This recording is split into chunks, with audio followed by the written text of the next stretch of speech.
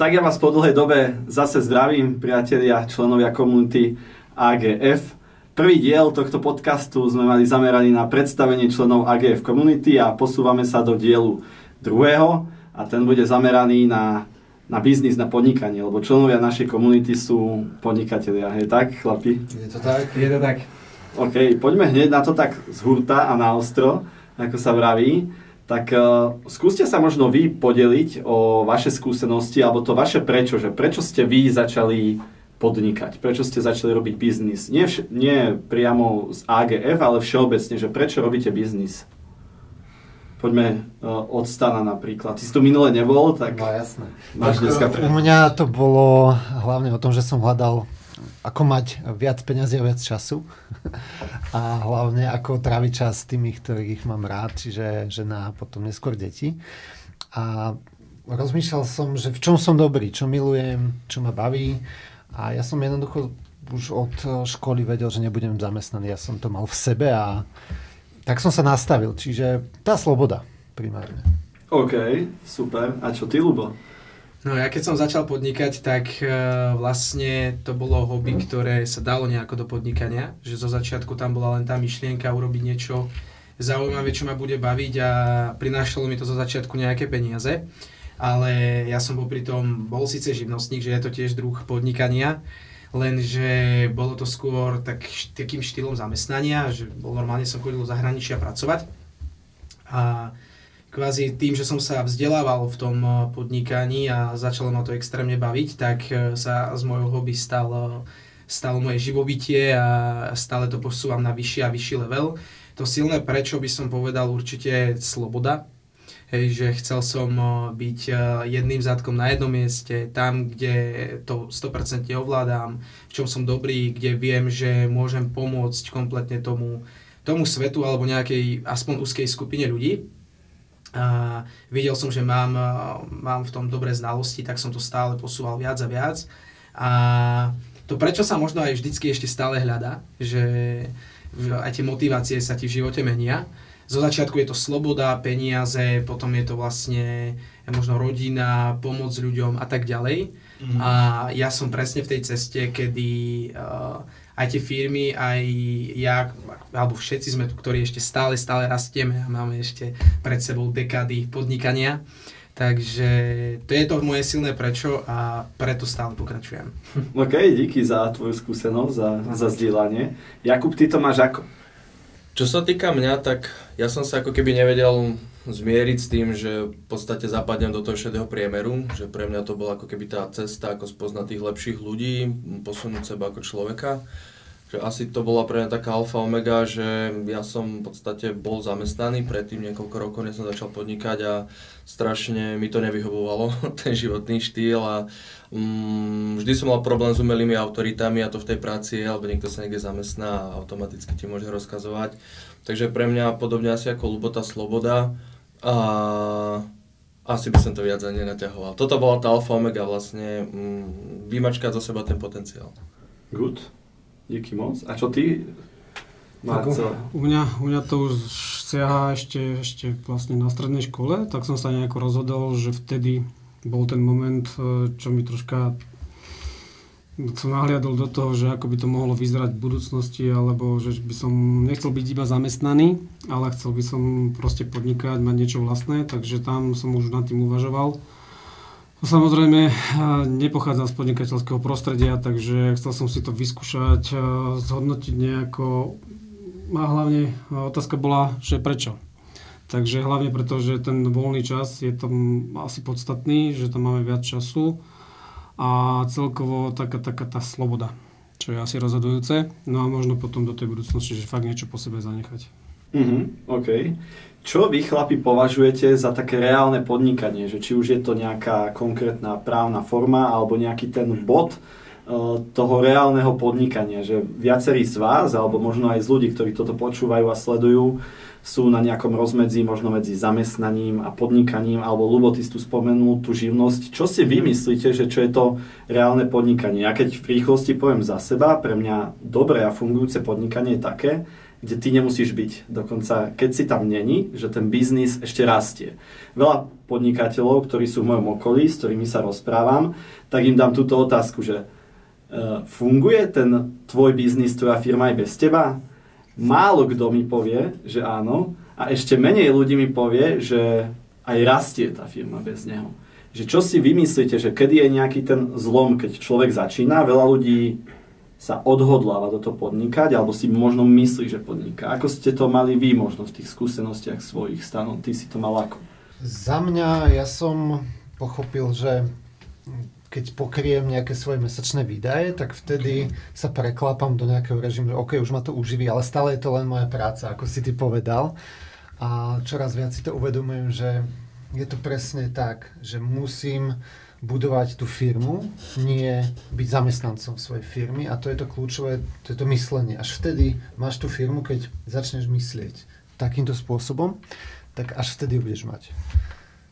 Tak to je. OK, to dáva veľký zmysel, že? Také uvedomenie, úplne sa pretočiť, že nie pracuj vo svojom biznise, ale na svojom biznise, na tej firme. Že toto je taký úplne breaking point, že ktorý keď si aj podnikatelia uvedomia, tak ich to posunie na next level. Aspoň mne sa to tiež stalo. Čo ty, Ľubo, ako to ty vnímaš, to podnikanie? Tak živnosť určite není podnikanie, to určite nie.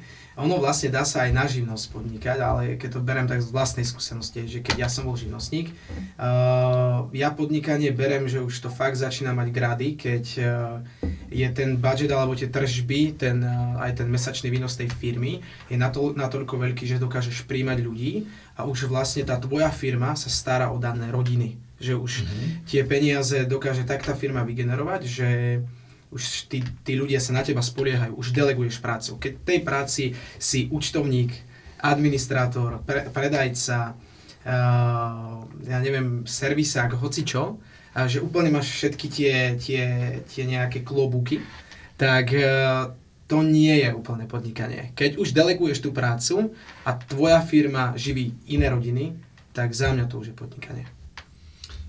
Presne tak, tá zodpovednosť vlastne za tie iné rodiny. Tak. To je správny podnikateľ pre mňa, ktorý sa takto stavia aj k svojim zamestnancom alebo partnerom, že prevezme tú zodpovednosť za rodiny. To je ten baťovský model. Hej. To mám veľmi rád. Čo ty, Jakub? U teba to je ako? Kedy si myslíš, že je taký ten zlom v tom podnikaní? Že... Myslím si, že je to v tom bode, keď už ten človek ako keby má vplyv na iných ľudí a spoliehajú sa ako keby na ňo, že niekto to môže mať presne pokrytie tých výdavkov, príjmov, každý to má nastavené inak, ale ako náhle už mám zodpovednosť za tých ľudí, tak je toto podnikanie, pretože už nepriamo ovplyvňujem, priamo aj nepriamo ovplyvňujem strašne veľa ľudí. A taká tá kreatívna činnosť, že keď človek vlastne presne, ak ste to tu už viackrát povedali, som zvedavý, čo stane Marcelovi povedať. Všetko otázku pôjde Marcelkovi, pôjdeme takto, hej. Ale presne o tom vytváraní tých procesov v tej firme, že a vždy tá firma je vlastne o ľuďoch, čiže tá práca s ľuďmi, že keď človek začne robiť s tými ľuďmi a vlastne pomáha budovať tých ľudí, že asi vtedy je toto podnikanie, keď sa tí ľudia spoliehajú vlastne na mňa, ako na tú entitu, nejaký ten pevný bod. Ako ten chlap v tej rodine, tak ten pevný bod tej firmy. OK, fajn. No Marcel, čo ti ostalo? Musím súhlasiť so všetkými samozrejme, lebo Ľubov asi povedal z toho najviac, to gro toho podnikania, že ten zlom prichádza asi vtedy, keď vytvárame fakt tie podmienky tým ľuďom, že či už sú ako zamestnanci a zarábajú tie peniaze, dokážu uživiť tú rodinu, alebo už potom prípadne sa to možno dostaneme do toho MLM systému, že kde vytvárame podmienky na to, aby sme naučili ľudí podnikať, aby oni prebrali tú zodpovednosť, čiže to je ešte ten top level, by som povedal. A nie len to, že zamestnám človeka, ten si urobí svoje a dostane za mesiac výplatu a fajn, no, potom to minie, ale skôr možno tá druhá časť, čo asi je to naše čo chceme naučiť tých ľudí, že aby rozmýšľali týmto smerom. Naučím toho potenciálneho makléra alebo človeka niečo, čo mu chcem odozdať, on to pretaví zase ďalšiemu a takto bude sa generovať z generácie na generáciu, človeka na človeka, to je úplne jedno. Čiže takéto ja si myslím, že malo by byť podnikanie, ale je to hlavne o tej zodpovednosti. Určite. Predtým ešte, ak prejdeme presne aj na tie obchodné modely, ako je napríklad network marketing alebo MLM, možno takto to pozná viacero ľudí. Ja sa ešte chcem spýtať, niektorí z vás možno aj z vlastnej skúsenosti, niektorí, čo si reálne myslíte, že aké sú nejaké reálne výhody a nevýhody zamestnania versus podnikania. Hej? A že čo by určite v tom zamestnaní človek nemohol dosiahnuť, čo podnikanie ponúka. Poďme teraz teda... Nie, kľudne odstať na pohode. To ja mám široké skúsenosti, takže tak pohode. Stano, dostal si slovo. Za mňa tie výhody toho podnikateľa je, že má väčšie možnosti rastu, čo sa týka už len príjmov. Samozrejme, môže optimalizovať dane, všetko legálne samozrejme, ale ide, že má väčšiu slobodu, koľko platí daní, kdež v tom zamestnaní to má pevne dané. Nemôže to veľmi ovplyvniť ten človek. No a samozrejme, to podnikanie prináša výhody, viac času, menej stresu. Nie úplne vždy to tak je, ale že tá možnosť tam je, keď človek pochopí, o čom je to podnikanie, ako Ľubo to krásne hovoril, že nie pracovať v tej firme, ale jednoducho budovať tú firmu. Čiže asi takéto nechám ešte ostatným priestor. Vidíš aj nejakú výhodu, že v zamestnaní, že oproti podnikaniu? V zamestnaní vidím určite výhodu, hlavne pre mladých ľudí, naberať tie skúsenosti, vyskúšať si rôzne pozície, rôzne prostredie rôznych ľudí a jednoducho naučiť sa tie skúsenosti. Takže určite výhoda toto. OK. S týmto ja 100% súhlasím, keď sa ma ľudia pýtajú, hlavne mladí, že ako začať, tak ja im často poviem, že nájdi si nejakú dobrú firmu, nejakého dobrého lídra, nie šéfa, dobrého lídra a choď pre neho pracovať. Kľudne aj zadarmo, alebo za nejakých podmienok, akých sa dohodnete a naberaj tie skúsenosti, že to je veľká škola. Alebo potom druhá možnosť presne, vstúpiť do nejakého systému obchodného modelu, ako je network marketing, kde naberieš tie základné zručnosti, soft skills, predávať seba, nejaké produkty a tak ďalej. Čo teda ty, Ľubo, ako to ty vnímaš? No ja, keď si hneď akože nadviažem na ten koniec, čo si povedal, za mňa, keď človek chce začať podnikať, tak by mal využiť tie dobré vlastnosti alebo tie dobré veci toho zamestnania. Lebo podnikateľ, keď začne podnikať, tak nemá žiadne, ako to dobre povedať, Istoty, presne. Že nemáš žiadne istoty a v tom zamestnaní ich máš. Vieš? A tým pádom sa nedostávaš veľakrát do toho, že na konci mesiaca nemáš čím vyplatiť, alebo napríklad nerozumieš tomu podnikaniu a v tom zamestnaní máš tie istoty a ty nabiehaš na to podnikanie. Alebo aj na predaj daných produktov, hoci čomu. Tak za mňa to sú tie výhody toho zamestnania, že máš tie istoty. OK, prídem si do tej práce, odrobím si tie dané hodiny, prídem domov, mám úplne že čistú hlavu, venujem sa možno rodine alebo tak. A toto podnikateľ nemá zase, že keď podnikáš, tak ty robíš non-stop. Keď to podnikanie ťa reálne baví. Lenže to podnikanie, mne to pripomína, keď sa niekedy aj zamyslím sám nad sebou, že som ako malé dieťa úplne, že také hravé, vymýšľam, tvorím tú firmu celú, proste ako ja chcem, je to môj obraz, ako keby som pieskovisko staval, alebo tak, vieš, že to je strašná výhoda podnikania, nemáš tam žiadne mantinely, ukáže sa tá tvrdá práca na tej firme, že to, ako tá firma rastie, ty ako osoba, keď rastieš, tak rastie krásne aj tá firma, takže za mňa firma je top a chcem to doporučiť úplne, že každému, aspoň si to skúste. Zas na druhú stranu určite to nemôže každý robiť a chcel by som aj týmto povedať, že zamestnanci sú veľmi vážení ľudia a bez nich by nikto nemohol podnikať.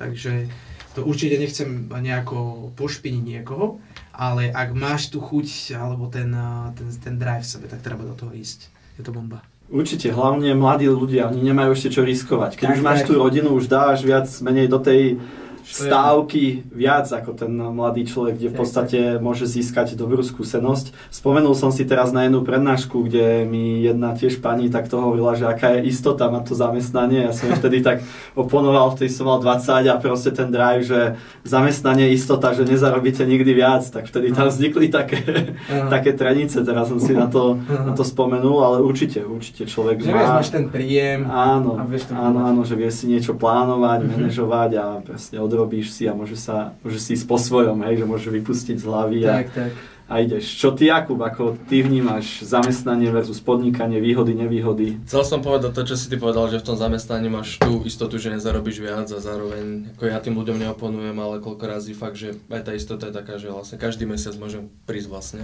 o tú istotu. Môžu vyhodiť, že nie vždy je to také ružové, že ja som vystriedal viac zamestnaní a kde som hľadal taký ten pomer, čo najlepšie zarobiť a najmenej sa narobiť, logicky. To má logiku, aby som mohol vlastne robiť to svoje, že vlastne vždy som sa chcel nejako rozvíjať, snažil som tam buď volať, čítať niečo iné, len proste nech ma ani nezamestnával, zamestnať seba, využiť to, že ma platia. Ale myslím si, že aj Ľubo to myslel tak, že možno to zamestnanie je fajn pre ľudí, ktorí zase majú tú tendenciu podnikať a chcú a ešte nie sú na tom tak, aby si mohli dovoliť ako keby vykročiť do toho obidvoma nohami a že im to dokáže pokryť nejaké tie výdavky alebo takú tú stabilitu. Ak ťa môžem, že presne to som veľakrát videl na tých mladých podnikateľoch, že išli hneď do podnikania a niekedy ich to tak odradilo, že už tam vôbec nechcú ísť do toho. Že niekedy treba ísť do niečoho postupne aj s tým zamestnaním a aj takto potom necháš to zamestnanie a budeš sa venovať 100% tomu podnikaniu. Keď už do toho ideš a bude ti to dávať to pridanú vec. Treba si nájsť, čo každému sedí, aké má možnosti. To, čo si povedal, je pravda z mojej skúsenosti, z mojho pozorovania, lebo ja som do toho vhúpol. A bolo to fakt akože kurva ťažké. Že nepoznám veľa ľudí, ktorí by to ustali také dlhé roky, že dokedy príde nejaký reálny výsledok. A ešte, ak by som mohol, aj tá fluktuácia, ktorá je momentálne v tých firmách, že povedzme si, kedy si bol za komunistov, ako to bolo. Proste po škole si sa vyučil, išiel si do zamestnania a bol si tam 40 rokov, do dôchodku. Teraz 5-10 rokov maximálne, keď ten človek vydrží v jednej práci. Je priemer asi. No, dokonca, aj ten 10-ročný to už je ozaj, že super zamestnanec. Takže aj z tohoto hľadiska je to také, že to zamestnanie... No... Za euričko do kolena. Presne tak, ako ďakujem za zdieľanie vašich skúseností a blížime sa ku koncu tohto nášho vysielania, tejto druhej časti. A ja som sa chcel ešte vás spýtať, že ako sa pozeráte na rôzne obchodné modely podnikania? Dosť často rôzne firmy fungujú na štruktúre network marketingu alebo MLM, nejakej hierarchii, že či už sú to nejaké firmy, ktoré predávajú reality, finančné produkty a služby alebo nejaké produkty, či už je to kozmetika a tak ďalej. Čo si myslíte o tomto modeli? Tiež aké má možno nejaké výhody alebo nevýhody? Podnikali by ste takýmto spôsobom? Odporúčili by ste to možno niekomu ďalšiemu, alebo možno vy, keby ste začínali aj ty, Marcel, pred tým 20 rokmi, či by si išiel týmto spôsobom. Čo si myslíte všeobecne o tomto obchodnom modeli, aké to má prínosy? Aj Bill Gates povedal, že keby znova zakladal Microsoft, tak ide do tohto modelu network marketingu a žijeme v kapitalizme, takže ak ešte stále niekto rozmýšľa v tom komunistickom myslení, tak kapitalizmus vlastne podporuje aj takýto model podnikania a je to za mňa najspravodlivejší model, aký existuje na trhu. Čiže dneska veľa firiem aj na to prechádza a za mňa, keď je človek stotožnený s tým produktom alebo službou, ktorú predáva, tak je to naozaj jeden z najlepších modelov, aký existuje. Takže ja už mám vyskúšané všetky formy odmeňovania podnikania, takže sám to odporúčam, sám to robím. Okay. Za mňa chcel by som aj troška vysvetliť ľuďom, lebo veľa ľudí ani tomu nejako nerozumie a každý ti povie pyramída a takéto veci. A ja som robil napríklad v zahraničí a celý svet je jedna pyramída. Najal si nás Nemec si najal nemeckú firmu, nemecká firma si najala slovenskú firmu a slovenská firma si najala slovenských živnostníkov. A každý si nejakú zobral medzi províziu, až to sme donesli nejaký ten produkt tomu Nemcovi, tomu prvému. Takže celý svet takto funguje a keď si hovoríme niečo inak, tak sa sami seba klameme. Treba využiť to vo vlastný prospech. Pre podnikateľa to je strašne výhodné, keď je stotožnený s tou službou alebo s tým produktom, lebo ho nemusíš vymýšľať. Stačí ti nabehnúť na ten predaj a ja sa strašne rád vzdelávam v predaji a milujem predaj. Takže je to najférovejší systém. Keď nerobíš, nič nedostaneš. Keď robíš, dostaneš extrémne veľa. Takže ja to odporúčam každému a keby to bolo tak...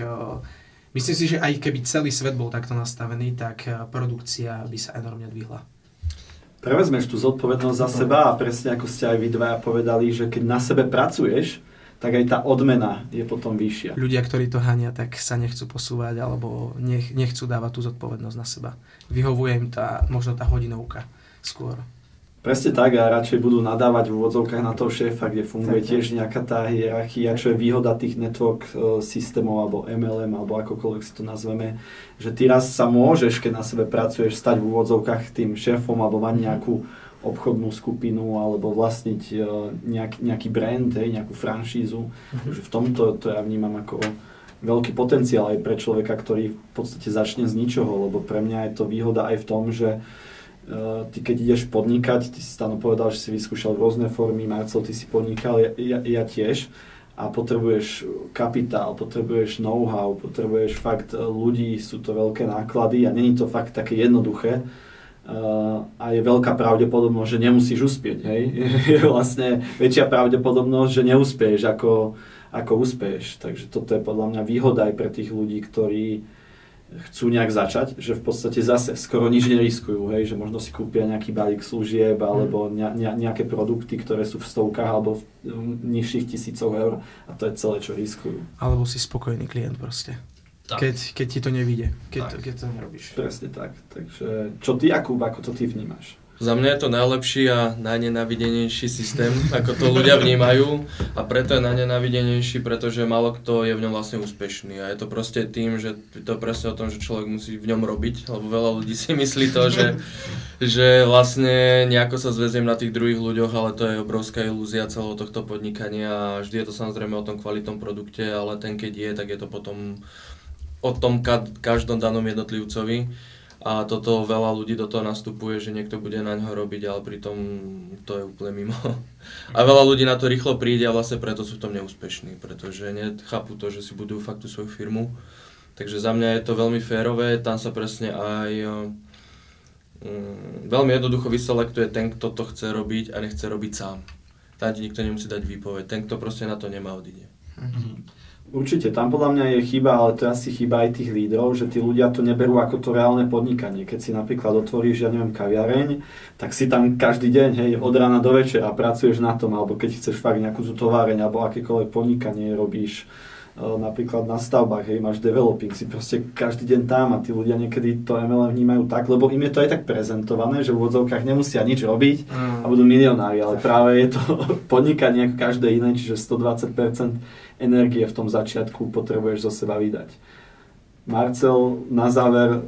No ja už iba doplním to klasické koliečko, ako... Na budúce budeš sedieť inak. Čerešnička na to. Presne tak. Máme jeden taký na záver príbeh, takže možno sa zasmejete. Ale aby som to nejako tak doplnil ešte to, čo sme tu, alebo čo ste povedali o tom MLM systéme. Áno, ľudia väčšinou na to nadávajú a nadávajú na to, čo nepoznajú. To je bohužiaľ problém. A keď to spoznajú, tak presne, ono sa to vyselektuje. Ten, kto chce v tom pracovať a vedí v tom zmysel, tak je tomu ochotný obetovať aj niekoľko rokov a nakoniec sa mu to nejako prejaví a začne v tom byť úspešný. A ten, kto iba na to bude nadávať aj počas toho, keď tam bude, tak samozrejme sám odíde a zistí, že to pre ňu nie je, pôjde do toho zamestnania, ale samozrejme musí byť aj zamestnanec, musí byť aj zamestnávateľ, ináč by to nefungovalo. Takže toto je presne spravodlivý systém, ktorý každému dá to, čo si vyrobí. A ten, čo si nevyrobí, nedostane nič, takže je to spravodlivé. No a čo sa týka toho takého príbehu, tak bol pohovor a prišiel človek na ten pohovor. Samozrejme, prešli sme celý životopis, čo ako, a pýtal sa nakoniec. On ani nevedel, že vlastne do akej firmy sa hlasí nič, ako to väčšinou býva. Ako väčšinou to býva na tých pohovoroch v takomto systéme. Tak sa potom pýtal, že a čo to je vlastne za spoločnosť? Tak sme mu to vysvetľovali, že to je MLM systém, že aha, a ty si ten pyramidník? Že, a po tebou sú všetci tí pyramidníci? Takže keď si hovoril o tej pyramide, hej. Áno, a ešte ďalšia vec... Neskutočné, že tí ľudia to tak... Ešte ďalšia vec je to, že ak sa nemýlim, tak presne to bola ešte tá All Finance spoločnosť, ktorá dokonca sem prišla v 96. na pozvanie vlády, takže asi nejaký zmysel to má, nielen to už vtedy vedeli niekto, že asi to má nejaký zmysel, že to bolo o niečom inom, ale predsa len na tej spoločnosti, na tom All Finance vyrastlo ďalších XY spoločností, ktoré sa tam naučili ten MLM systém a sú na tom odchovaní. A keď niekto hovorí niečo iné, tak klame. Takže... Správne, spoluhlasím. nemôžem nič iné ako nesúhlasiť. Ja už to len tak uzavriem, že veľa ľudí možno má zlý názor na tie MLM systémy, lebo majú tie zlé skúsenosti, ako možno povedal Jakub, buď tým, že boli neúspešní a tí ostatným to hovoria, alebo jednoducho, že fakt naozaj je v tomto systéme aj veľa podvodov, na čo si treba dávať pozor, hlavne vo finančnej branži, čo sa týka investícií, takže toto by som chcel ešte zdôrazniť. A zároveň chlapi, ja vám ďakujem za dnešný svižný podcast, za ďalšiu časť z AGF Community. Veľmi ma to baví vždycky s vami, lebo je tu dobrá atmosféra, takže ja sa s vami lúčim aj s divákmi a teším sa na ďalšie časti. Ďakujem. Čaute. Čaute. Čaute.